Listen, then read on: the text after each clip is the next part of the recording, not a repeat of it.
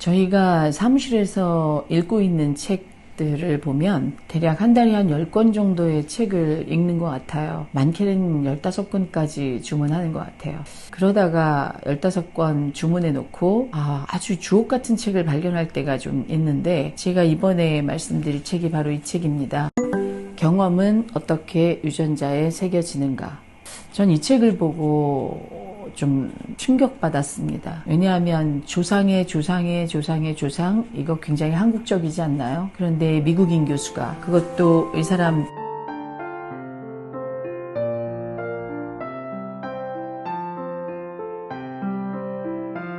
저자인 데이비드 무어 교수는 발달 및 인지신경과학자입니다. 인지신경과학자란 얘기는 뇌를 연구하는 사람이란 얘기죠. 거기에 전생의 발달, 태아 때부터 죽을 때까지의 발달을 연구하는 심리학자입니다. 클레어몬트 대학원에서 심리학과 교수로 재직하셨던 분이고, 하버드 대학교에서 박사학위를 받으신 분입니다. 이분이 평생 동안 후생유전학을 연구하신 분인데, 제가 이 책을 보고 그동안 제가 어머님들께, 많은 분들께 자기 치유하십시오라고 그렇게까지 강력하게 말씀을 드렸는데, 제가 말씀드린 그 자기 치유하셔야 된다라는 거에 대한 완벽한 이론적 근거가 바로 이 데이비드 무어 교수의 경험은 어떻게 유전자에 새겨지는가입니다. 심지어는 내 자식이 지금 겪고 있는 이 심리적인 환경적인 어려움이 내가 겪었었던 그 경험에서의 유전의 영향일 수도 있다라는 겁니다. 심지어는 엄마가 아니라 외할머니의 경험조차도 아이에게 유전된다라고 이 데이비드 무어 교수는 연구 결과를 그렇게 이야기하고 있습니다. 더 올라가서 외할머니의 어머니의 영향, 그 증조할머니, 증조할아버지의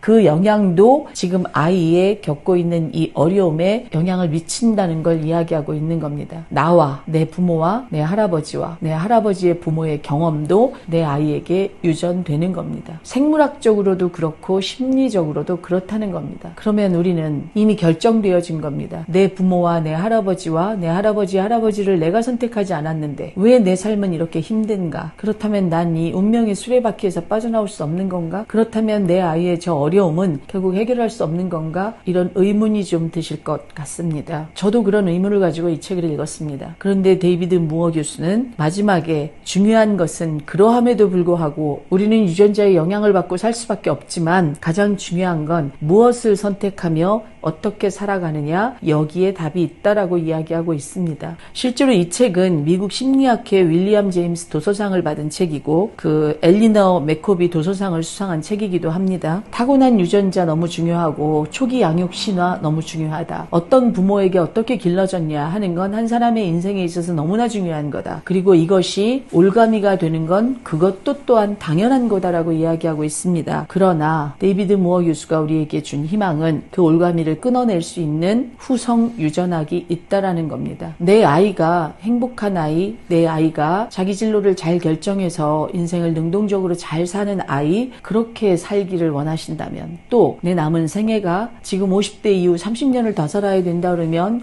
이 30년 동안의 남은 생애가 조금 더 삶이 행복하고 만족스럽고 마음의 고통으로부터 자유롭길 원한다고 그러면 우리는 매 순간순간 선택할 때 어떤 선택을 할 것인가에 대한 고민을 해야 합니다. 또 우리 안에 올라오는 어떤 감정적인 문제들을 알아차려주고 이 감정들을 어떻게 해소하는지 우리는 적극적으로 배워야 합니다. 이 미국인 교수가 그걸 이야기하고 있다는 게 저는 너무나 놀라울 따름입니다. 그럼 부모의 경험이 자녀에게 유전된다라고 부모의 부정적인 경험이 해결된다면 부모 안에 있는 부정적인 모든 아픈 경험들이 해소되어질 수 있다라고 그러면 그 내 자녀에게 유전된 그 부정적인 경험들 속에 있는 일종의 아주 극심한 트라우마들, 이런 것들은 해소할 수 있을까요? 네, 데이비드 무어 교수는 해소할 수 있다고 이야기하고 있습니다. 우리는 후성 유전학을 믿어야 합니다. 그리고 부모가 어떤 선택을 하고 어떻게 결정하고 어떻게 행동하느냐, 그리고 부모의 무의식 속에 있는 깊은 상처들이 어떻게 해소되어져 가느냐 하는 것들, 그 경험조차도 내 자식에게 영향을 미친다는 것을 명심하십시오. 김지연이가 뭘 그렇게 많이 배우고 뭐 그렇게 임상적인 경험이 많아서 여러분에게 이런 말을 할까요? 그러나 전 단순히 제가 제 사무실에서 만난 많은 분들을 통한 임상적인 경험을 가지고 여러분에게 이런 말을 하는 것이고, 지금 저는 제 임상적인 경험에 사실 이론적인 굉장히 탄탄한 어떤 배경이 필요했는데 그 이론적인 근거를 이 데이비드 무어 교수가 이 두꺼운 책에서 제게 설명해주고 있어서 전 이 책을 읽으면서 마치 오아시스를 발견한 것 같은 그런 기분이 들었습니다. 무엇을 선택할 것이냐, 그리고 내가 어떻게 살 것이냐, 그리고 난 어떤 행동을 할 것이냐, 왜 나는 아이에게 오늘 돌아오면 이런 말을 해야지 라고 생각했는데 불현듯 내 입에서 불쑥 나오는 말은 너 왜 그따위로밖에 못해? 라는 이야기가 나오는가? 나는 왜 이렇게밖에 말할 수 없는가? 왜 애가 핸드폰을 내고 이번 시험 기간에 공부 좀 해보려고 하는데 내 입에선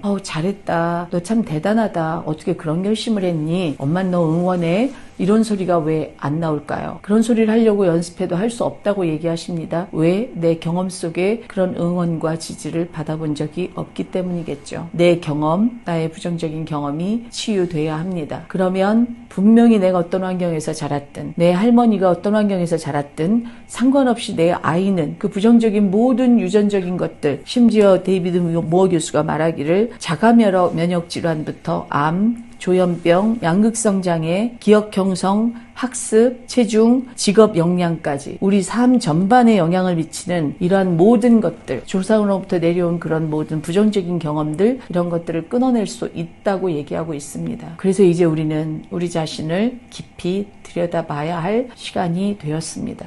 자, 책 한 권 소개시켜 드렸습니다. 네, 우리의 경험은 어떻게 유전자에 새겨지는가? 시간이 있으시면 한번 읽어보시고, 왜 김지연 선생은 이렇게 자꾸 내 내면을 들여다보라고 얘기하나? 한번 읽어보시면 굉장히 많은 도움이 되실 듯 합니다.